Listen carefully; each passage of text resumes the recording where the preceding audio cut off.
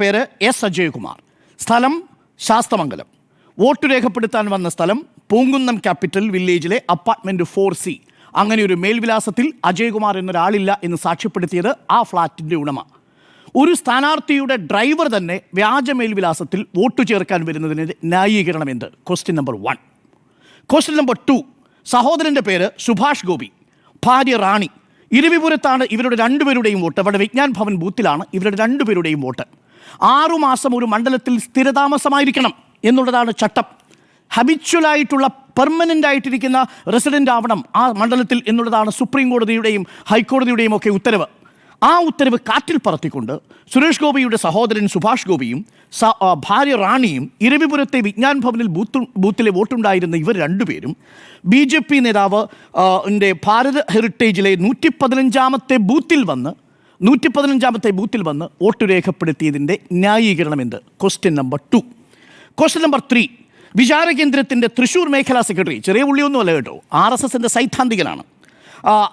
ആ വിചാരകേന്ദ്രത്തിൻ്റെ തൃശ്ശൂർ മേഖലാ secretary Shaji Varavoor family സഹിതം ആലത്തൂർ 8ാം വാർഡിൽ വോട്ടുണ്ടായിരുന്ന രണ്ടുപേരും പൂങ്കുന്നത്തെ ഇൻലാൻഡ് ഉദയ അപ്പാർട്ട്മെൻറ്റിലെത്തി പേര് ചേർക്കുകയും പിന്നീട് അതേസമയം ഒരേ ലോക്സഭാ തിരഞ്ഞെടുപ്പിൽ 2 വോട്ടർ പട്ടികയിൽ പേരുണ്ടാവുകയും പിന്നീട് തിരിച്ച് ആലത്തൂരിൽ പോയി വോട്ട് രേഖപ്പെടുത്തുകയും ചെയ്തു. ആ സമയം തൃശ്ശൂരിലും വോട്ട് രേഖപ്പെടുത്താനുള്ള വോട്ടർ പട്ടികയിൽ ഇടം പിടിച്ചിട്ടുണ്ട് ഇതേ ഷാജി വരവൂർ.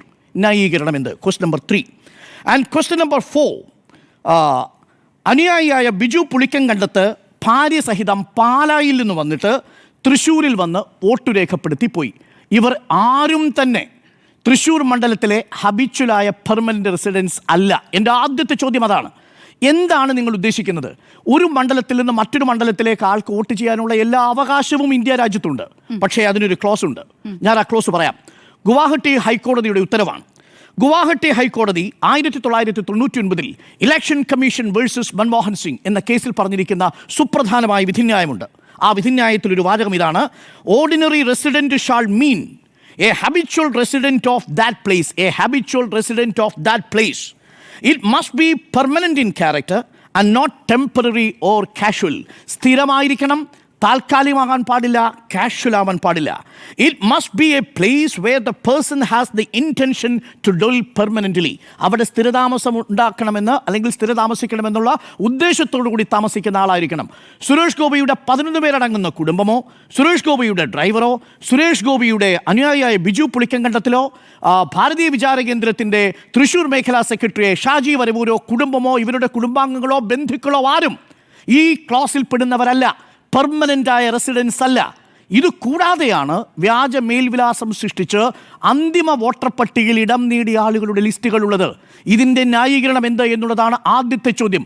അതിന് സുരേഷ് ഗോപി മറുപടി പറഞ്ഞേ മതിയാകൂ. കാരണം വളരെ പ്രധാനപ്പെട്ട ചോദ്യമാണ്. ഈ ചോദ്യങ്ങൾ സുരേഷ് ഗോപിയുടെ മുന്നിലാണ് നമ്മൾ വെക്കുന്നത്. സുരേഷ് ഗോപിയുടെ ചോദ്യങ്ങൾ ചോദിക്കുമ്പോൾ സുരേഷ് ഗോപി ആക്രമിക്കുന്നു എന്ന് തോന്നുന്നതിൻ്റെ കാരണം ആക്രമിക്കപ്പെടാൻ നിങ്ങളിൽ എന്തോ ഉണ്ട് എന്നുള്ളത് കൊണ്ടാണ്. സുരേഷ് ഗോപി ഇതേപോലെ പൂരം കലക്കലിൻ്റെ വിഷയത്തിൽ മാധ്യമങ്ങൾ പലപ്പോഴായി ചോദ്യം ചോദിച്ചില്ലേ? അന്ന് സുരേഷ് ഗോപി നമ്മളുടെ മുന്നിൽ പറഞ്ഞത് പച്ച കള്ളമല്ലേ? എന്താ സുരേഷ് ഗോപി പറഞ്ഞത്? ഞാൻ ആംബുലൻസിൽ ഈ പറയുന്ന സ്ഥലത്തേക്ക് വന്നിട്ടില്ല എന്നല്ലേ സുരേഷ് ഗോപി പറഞ്ഞത്? ഒടുവിൽ റിപ്പോർട്ടർ ആ ദൃശ്യസഹിതം സേവാഭാരതിയുടെ ആംബുലൻസിൽ വന്ന് കയറുന്നത് കാണിക്കുമ്പോൾ സുരേഷ് ഗോപി എന്താ മറുപടി പറയുന്നത്? കാറിൽ വന്നിറങ്ങിയ താൻ കാലുവയ്യാത്തത് കൊണ്ട് സേവാഭാരതി ആംബുലൻസിൽ കയറി പൂരപ്പറമ്പിലേക്ക് വന്നു എന്നല്ലേ നമ്മൾ കണ്ടതല്ലേ? മാധ്യമങ്ങളോട് ഉത്തരം പറയാതെ പോകുന്ന സുരേഷ് ഗോപി ഈ ചോദ്യങ്ങൾക്ക് ഉത്തരം പറയണം. ആ ഉത്തരം പറഞ്ഞേ മതിയാവൂ. കാരണം അങ്ങേ നമ്മൾ കണക്കാക്കുന്നത് കേന്ദ്ര സഹമന്ത്രി എന്ന നിലയിലും ജനപ്രതിനിധി എന്ന നിലയിലും മാത്രമല്ല, ഒരു ഇന്ത്യ രാജ്യത്തെ ഉത്തമനായ ഒരു പൗരൻ എന്ന നിലയ്ക്കാണ്.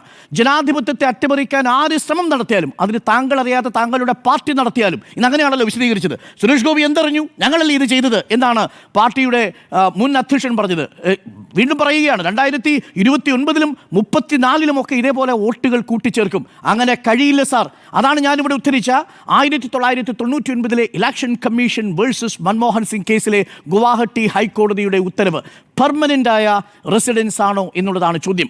സുരേഷ് ഗോപിയുടെ കുടുംബാംഗങ്ങളിൽ 11 പേരും തൃശ്ശൂർ മണ്ഡലത്തിലെ ഹബിച്വലായ പെർമനൻ്റായ റെസിഡൻസ് ആണോ Sujaya? And another question number 2. ഇപ്പോൾ ഇതേ സുരേഷ് ഗോപിയുടെ കുടുംബത്തിൻ്റെ വോട്ട് തദ്ദേശ തെരഞ്ഞെടുപ്പിൽ എവിടെയാണെന്നറിയാമോ സുജയ? തൃശ്ശൂർ കോർപ്പറേഷൻ വോട്ട് ചെയ്യാൻ സുരേഷ് ഗോപിയുടെ കുടുംബം ഇല്ല. അവരുടെ പേര് കിടക്കുന്നത് വട്ടിയൂർക്കാവിൽ ശാസ്തമംഗലത്തെ തദ്ദേശ തെരഞ്ഞെടുപ്പുമായി ബന്ധപ്പെട്ട വോട്ടർ പട്ടികയിലാണ്. ലോക്സഭയിൽ തെരഞ്ഞെടുപ്പ് നടക്കുമ്പോൾ സുരേഷ് ഗോപിക്ക് വേണ്ടി തൃശ്ശൂരിൽ വന്ന് വോട്ട് രേഖപ്പെടുത്തും. അതിനുശേഷം തദ്ദേശ തെരഞ്ഞെടുപ്പിലേക്ക് പോകുന്ന സമയത്ത് ശാസ്തമംഗലത്തേക്ക് പോകും. പക്ഷെ ഒരു പ്രശ്നം, ഒരു അബദ്ധം സംഭവിച്ചു. ലോക്സഭയിൽ നിന്ന് ആ പേര് മാറ്റണമായിരുന്നു. തദ്ദേശ പട്ടികയിൽ, വോട്ടർ പട്ടികയിൽ നിന്നുള്ള പേര് നീക്കം ചെയ്യാതെയാണ് തദ്ദേശ തെരഞ്ഞെടുപ്പിനുള്ള വോട്ടർ പട്ടികയിൽ സുരേഷ് ഗോപിയുടെ കുടുംബമടക്കം ഇടം പിടിച്ചിരിക്കുന്നത്. ഇതൊന്നും അല്ലെന്ന് ഇതിന്റെ പ്രധാനപ്പെട്ട വിഷയം. ഇലക്ഷൻ കമ്മീഷൻ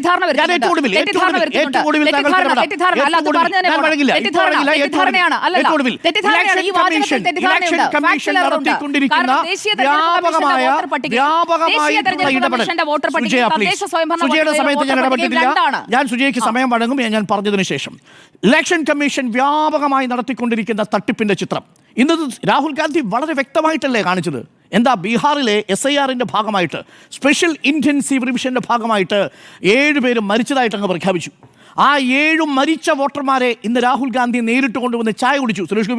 രാഹുൽ ഗാന്ധി പറയുന്നുണ്ട്, എൻ്റെ ജീവിതത്തിൽ ആദ്യമായിട്ടാണ് ഡെഡ് പീപ്പിളുമായി ഒരു ചായ കുടിക്കുന്നതെന്നാണ് പറഞ്ഞത്. നാണമില്ലേ എന്ന് നമുക്ക് ചോദിക്കാനുള്ളൂ. ഒരൊറ്റ കാര്യം, ഈ ഇലക്ഷൻ കമ്മീഷൻ ചെയ്തുകൊണ്ടിരിക്കുന്നത് എന്താ? ജീവിച്ചിരിക്കുന്നവരെ മരിച്ചവരായി കണക്കാക്കി ഇലക്ടറൽ വോട്ടർ പട്ടികയിൽ നിന്ന് നീക്കം ചെയ്യും. അതങ്ങ് ബീഹാറിൽ. ഇവിടെ ശാസ്തമംഗലത്ത് വോട്ട് ചെയ്യുന്ന ആളുകളെ, തിരുവിപുരത്ത് വോട്ട് ചെയ്യേണ്ട ആളുകളെ, പാലായിൽ വോട്ട് ചെയ്യേണ്ട ആളുകളെ, ആലത്തൂരിൽ വോട്ട് ചെയ്യേണ്ട ആളുകളെ അവർ കൂട്ടത്തോടെ കൊണ്ടുവന്ന് തൃശ്ശൂരിലെ ലോക്സഭാ മണ്ഡലത്തിൽ സുരേഷ് ഗോപി മത്സരിക്കുന്ന സമയത്ത് അന്തിമ പട്ടികയിൽ ഇടം പിടിപ്പിച്ച് ഇവിടുത്തെ 6 മാസത്തെ സ്ഥിരം വോട്ടർമാരായി, ജീവനക്കാരായി, ജീവിക്കുന്ന മനുഷ്യരായി കണക്കാക്കി ചിത്രീകരിക്കും. ഒരിടത്ത് ജീവിച്ചിരിക്കുന്നവരെ മരിച്ചവരായി വെട്ടിമാറ്റും. അതങ്ങ് ബീഹാറിൽ. ഇവിടെ ജീവിച്ചിരിക്കുന്ന മറ്റൊരു മണ്ഡലത്തിലെ വോട്ടർമാരെ തൃശ്ശൂരിൽ പോലെയുള്ള മണ്ഡലങ്ങളിലേക്ക് കൊണ്ടുവന്ന് അവിടെ വോട്ട് രേഖപ്പെടുത്തി അടുത്ത നിമിഷം തന്നെ ആ വോട്ടർമാരെ തദ്ദേശ തെരഞ്ഞെടുപ്പിൽ അവരെവിടെയാണോ വോട്ട് ചെയ്തിരുന്നത് ആ മണ്ഡലങ്ങളിലേക്ക് തിരിച്ചു കൊണ്ടുപോകും. ഒരു ജനാധിപത്യം അട്ടിമറിക്കാൻ ഇതിലും അധികം വേണമോ? ഒരൊറ്റ ചോദ്യം. നമ്മുടെ ജനാധിപത്യം അട്ടിമറിക്കാൻ ഇങ്ങനെ കേരളത്തിലുള്ള CPM എന്ന് പറയുന്ന പാർട്ടിയോ അല്ലെങ്കിൽ കേരളത്തിലെ കോൺഗ്രസ്, ഇന്ത്യയിലെ കോൺഗ്രസ് എന്ന് പറയുന്ന പാർട്ടിയോ എന്ന് വിചാരിക്കുന്നുവെന്ന് കരുതുക.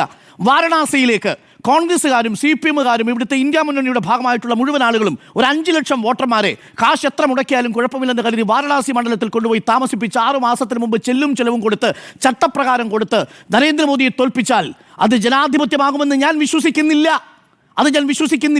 കാരണം അത് ജനാധിപത്യം എന്ന ആശയത്തിൻ്റെ അടിവേരിറക്കുന്ന ഒന്നാണ്.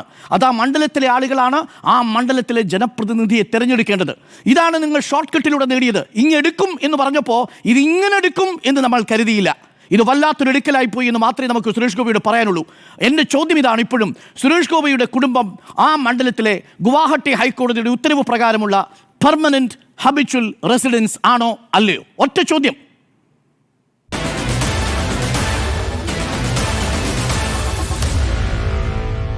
Meet the editors.